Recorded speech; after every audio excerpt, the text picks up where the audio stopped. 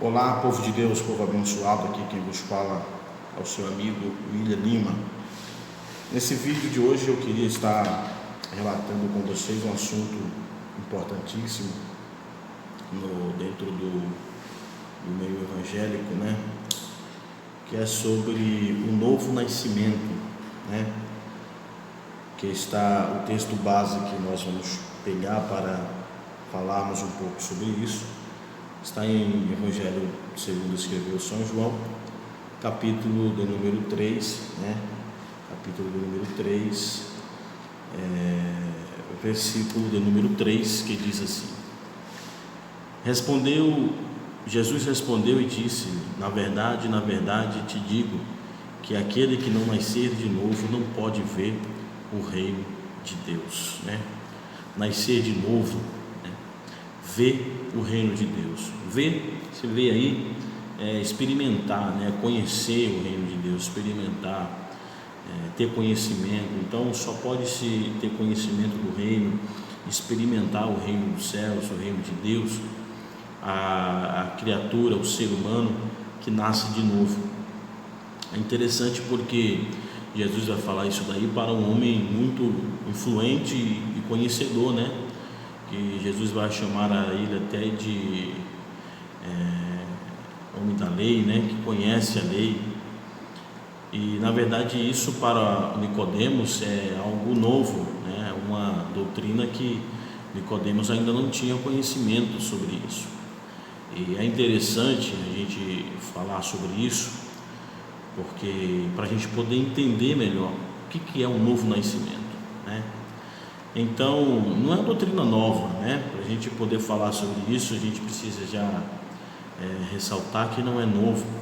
Se a gente pegar, por exemplo, o livro de Samuel, capítulo de número 10, primeira carta, primeiro livro de Samuel, melhor dizendo, capítulo 10, versículo de número 6, nós vamos ver que já havia um conceito de que era um novo nascimento, um novo homem, já nessa época já de Samuel, porque a Bíblia diz que no capítulo 10, versículo 6 do primeiro livro de Samuel vai dizer para Saul, que o Espírito Santo de Deus estaria sobre ele e mudaria, ele seria um novo homem. Então basicamente o novo nascimento é isso, é o recebimento do Espírito Santo no homem, e o homem passa então a ter uma transformação, uma mudança no homem.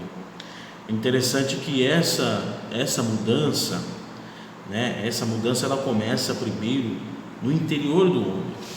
Observe que quando Deus deu toda a orientação para Moisés para fazer o tabernáculo, primeiramente Deus fez a arca foi a primeira coisa a ser construída, Então antes de levantar o tabernáculo, a arca já existia, Então a arca ali, ela representa o Espírito Santo de Deus. O Espírito Santo de Deus, ele chega na vida do homem, e a arca, ela é colocada onde? No Santíssimo Lugar. Então o que eu quero trazer para nós, para o nosso conhecimento, para que a gente possa ter uma noção maior do que é o novo nascimento no Espírito Santo. Então, olhando para a figura do tabernáculo, nós vamos entender que lá tinha átrio, santo e santíssimo lugar.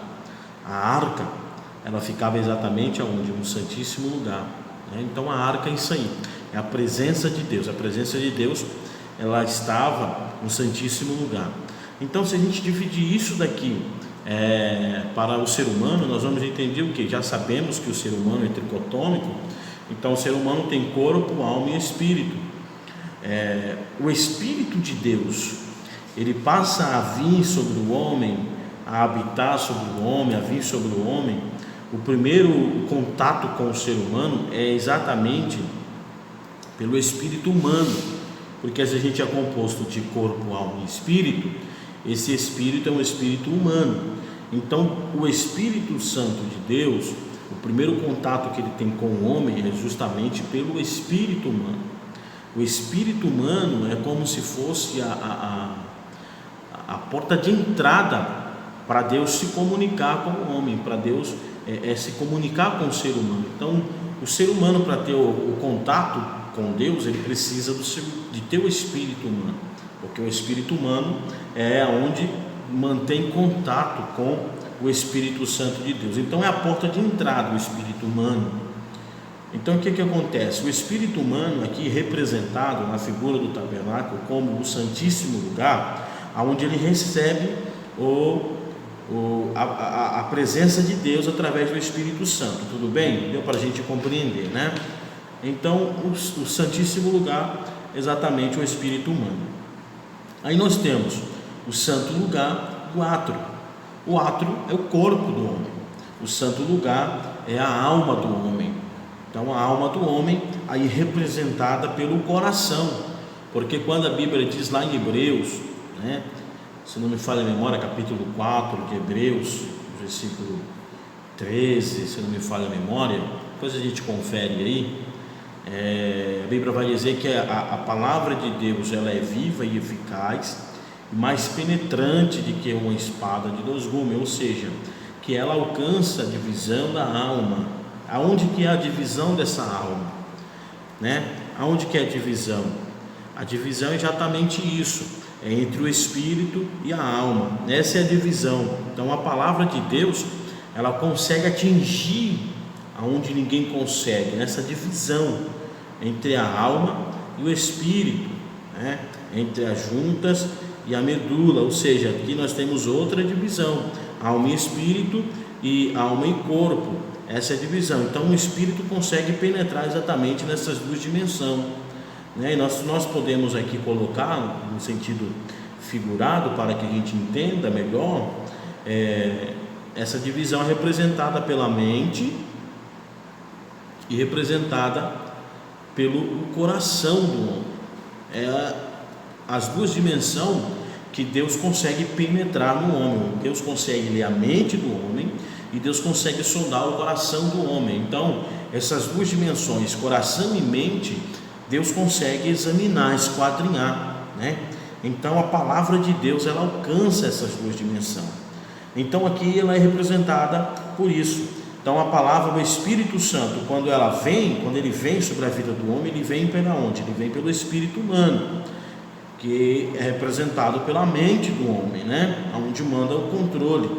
E depois o segundo estágio para o espírito é a alma do homem, né? Que é aí representada pelo coração, pelo sentimento, porque a alma é o que? A alma é a personalidade do homem. Então o espírito humano ele parte do princípio que vem do espírito até ele alcançar a alma e depois ele partir para o corpo. Porque por isso que Paulo diz que nós temos que servir ao Senhor, adorar em três dimensões: corpo, alma e espírito.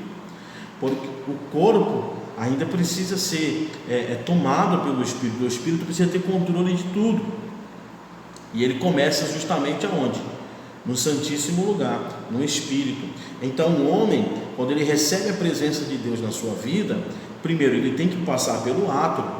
Ele passando pelo átrio, o que tem no átrio? O átrio nós encontramos no altar de sacrifício, né, a bacia de bronze, representado ali pelo sacrifício de Cristo na cruz do Calvário. O homem ele precisa aceitar Jesus como seu Salvador. Isso aqui é o processo do novo nascimento, tá, gente? O homem precisa aceitar Jesus como seu Salvador. O ser humano precisa aceitar a Cristo como seu Salvador e testemunhar no batismo das águas, descer as águas do batismo para testemunho de que agora ele morreu para o mundo e ressuscitou com Cristo. Quando ele chega, meus irmãos, a essas duas etapas, quando ele aceita a Cristo, o Espírito Santo é a primeira coisa, tá? O Espírito Santo ele vem, é o primeiro passo porque quem convence o homem do pecado? É o Espírito. E como que o Espírito convence o homem? Pelo Espírito humano. O Espírito humano é a porta de entrada. Quando o Espírito Santo convence o homem do pecado, então o homem passa pelo átrio. Por quê? Porque ele aceita o sacrifício de Cristo na cruz do Calvário.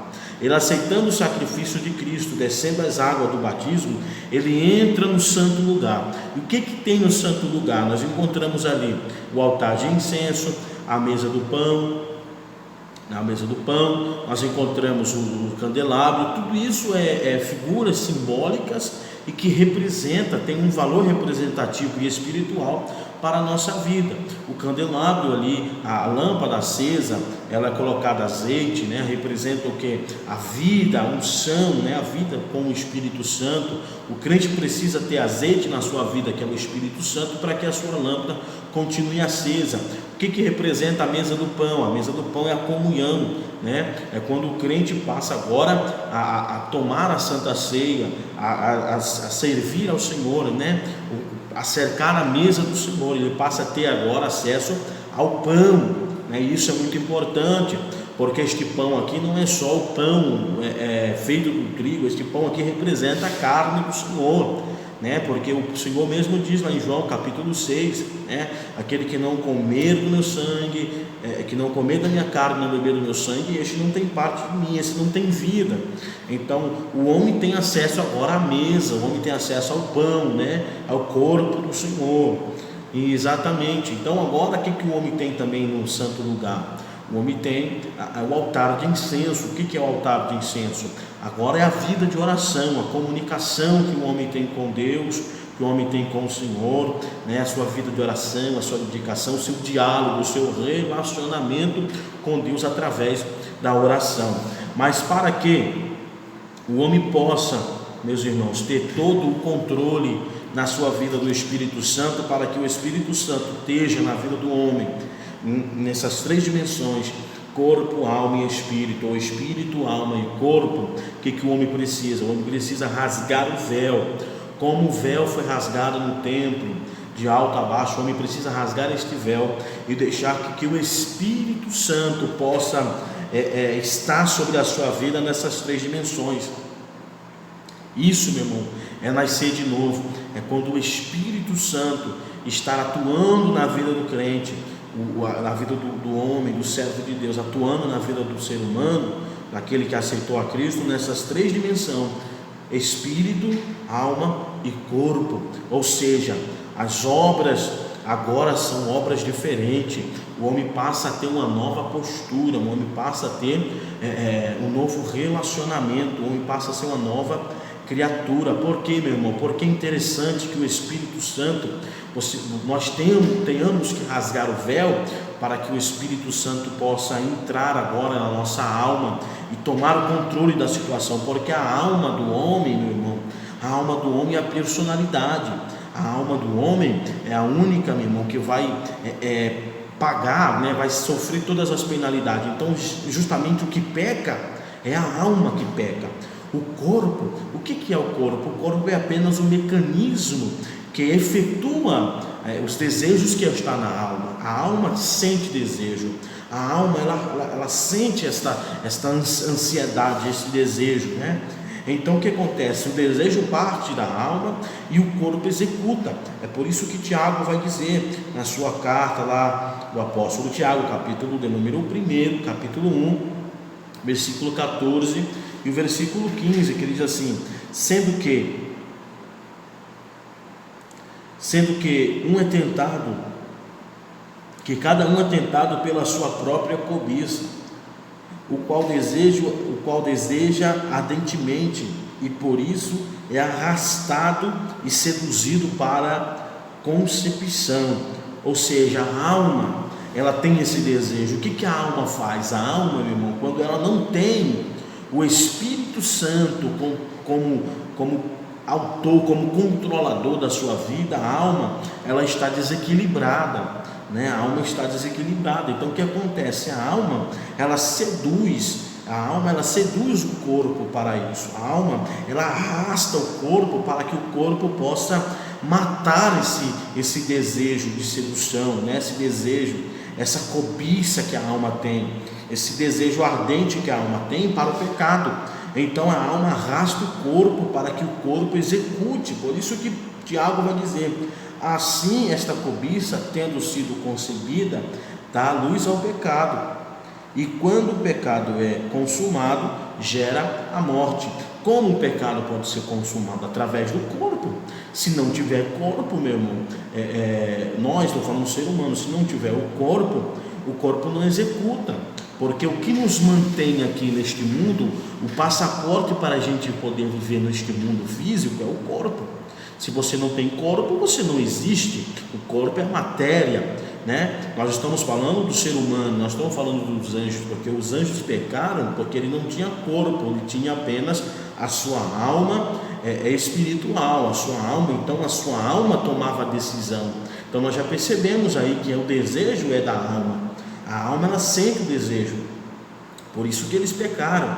Mas para que se concretize o pecado, seja concretizado, você precisa se consumar. O pecado precisa se consumar, então através do corpo. Então nós conhecemos isso como as obras da carne, que são executadas pelo corpo, pela carne, mas provém o desejo da alma. Então esta alma precisa ser controlada, esta alma precisa ser equilibrada. Observando, meu irmão, que é interessante que o ser humano ele é completo por instinto, né?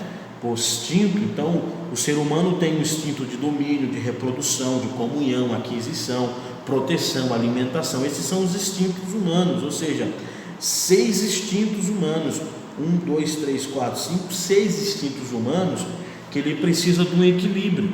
Então quando esses instintos estão desequilibrados, o homem então passa a pecar. O que é pecado? É justamente isso, é o desequilíbrio dos instintos. Então o que equilibra e que mantém esses instintos equilibrados? É a presença do Espírito Santo. Então é por isso que o homem precisa nascer de novo da água e do Espírito, ou seja, a água representa o que? A palavra, e o Espírito Santo. Então o homem precisa nascer da palavra e do Espírito Santo. O Espírito Santo precisa entrar na alma do ser humano, ele vem pelo Espírito, e ele precisa ter acesso à alma para equilibrar, para manter um equilíbrio, para que o homem tenha equilíbrio. Eu vou te explicar algo interessante, que eu acredito que você vai abrir a tua mente. Vamos observar algo interessante. José, quando ele é levado à casa de Potifar, observe que lá José vai encontrar algo que vai ir contra a sua fé, contra aquilo que ele acredita, contra o seu relacionamento com Deus. José vai encontrar a esposa de Potifar, né? José vai encontrar a esposa de Potifar. Nós vamos colocar aqui, e um sentido figurado para a gente entender, José como uma carne. A carne, ou seja, o corpo, né? O corpo, a carne, o corpo que é seduzido, que é levado para o pecado, é seduzido para o pecado. Então esta carne, este corpo é José. A mulher de Potifar, a esposa de Potifar, nós vamos colocar como a alma, que esta alma está com um desejo ardente. Desejo de quê? O desejo de ter José, de ter relação com José. É o instinto da reprodução, né? Esta mulher, ela representada aqui pela alma, ela tem um desejo, ela sente uma atração, e o seu instinto de reprodução está desequilibrado. Então esta mulher é a alma, representa a alma, que quer de todo jeito ter relação com a carne, com o corpo, né? Esta mulher quer de toda forma ter relação com o corpo. Observe, meu irmão, que esse relacionamento, esta união da alma com o corpo, ela vai gerar o quê?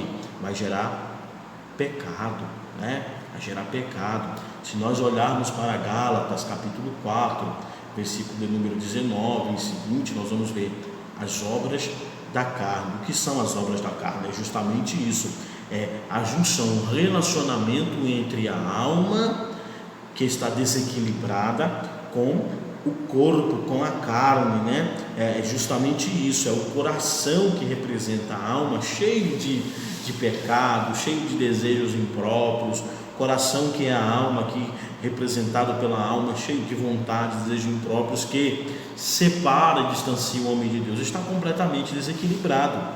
Então o homem, aqui José representado, está sendo atraído pela carne.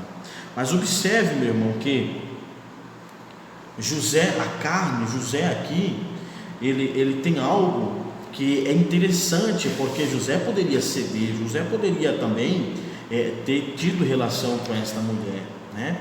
Mas por que José não teve? É porque atrás de tudo isso, meu irmão, atrás deste cenário todo, né, existia algo. O que existia aqui? Existia o espírito humano, aonde estava o Espírito Santo. Então o Espírito Santo que estava sobre a vida de José fez com que José não viesse a pecar, né? Não viesse a pecar. Por quê, meu irmão? Porque o Espírito Santo trouxe equilíbrio para José, trouxe equilíbrio. Então José não conseguiu pecar, escorreu, porque o Espírito Santo lhe fortaleceu. Então o Espírito Santo é que nos fortalece e nos garante com que nós venhamos a ter um sucesso, venhamos a ter êxito, para que nós não venhamos a pecar, para que a nossa alma aqui não seja saciada pela carne. A carne precisa ser controlada, né? Esses instintos precisam ser equilibrados. Então isso aqui que acontece, quando o homem está desequilibrado, ele tem então o pecado. Mas José, por ser um homem que tinha o Espírito Santo e era equilibrado, ele não teve o pecado, ele não concebeu o pecado, mas ele preferiu fugir da aparência do mal, sofreu algumas penalidades, mas porém manteve a sua comunhão com Deus, né? A sua comunhão.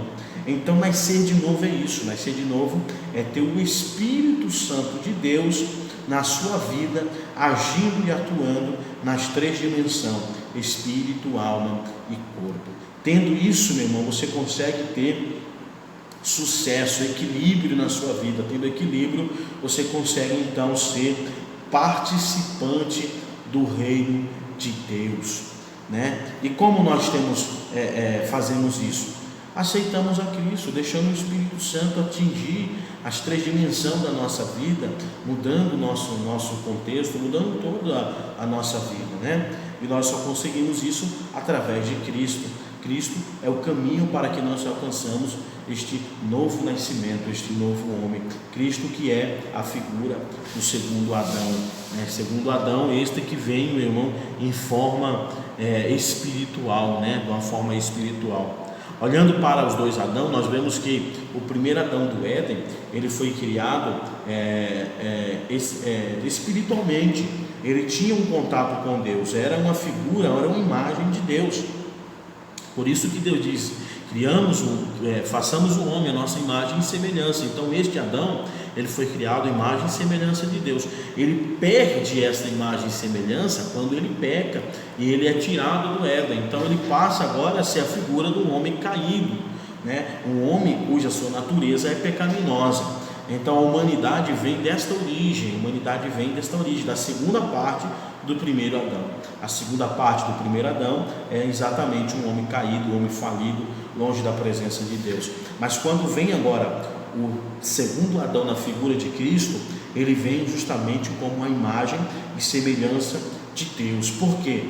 Porque ele não é criado, ele não é gerado pelo homem, pela natureza pecaminosa do homem. Não foi a José que teve relação com Maria e nasceu Jesus, não, pelo contrário, o Espírito Santo desceu e plantou a semente no ventre de Maria. Ele não tem nenhum contato, nenhum vínculo com a natureza pecaminosa, porém ele era sujeito, assim como Adão. Ele tinha escolha de pecar ou não. Adão, quando foi feita a imagem e semelhança de Deus, ele tinha opção entre a árvore da vida e a árvore do conhecimento do bem e do mal, e ele escolheu exatamente isso, pecar contra Deus. Jesus também não é diferente.